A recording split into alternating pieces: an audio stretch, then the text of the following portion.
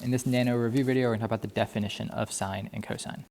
All right, so our original definition of sine and cosine relied on SOHCAHTOA, which had to do with right triangles, but our new definition relies on the unit circle.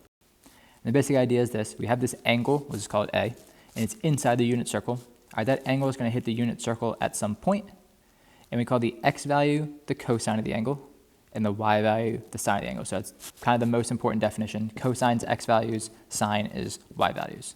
All right, note this video is already going to assume that you can recreate the unit circle. All right, the first thing when you're doing all these problems is to write down the unit circle first, but we're going to assume you already know how to do that. So if I want to find sine of 135 degrees, all right, I'm going to pull out my unit circle. All right, this is something you'd have to create yourself.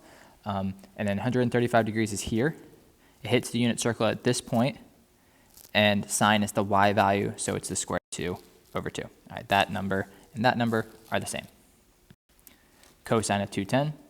Pull out my unit circle, I find the 210 degree angle that hits my unit circle at this point here. And cosine is the x value, to get negative square root of 3/2.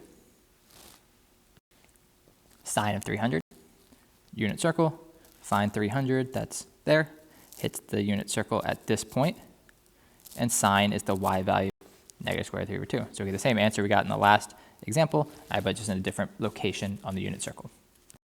So now you know the important definition for sine and cosine when using the unit circle.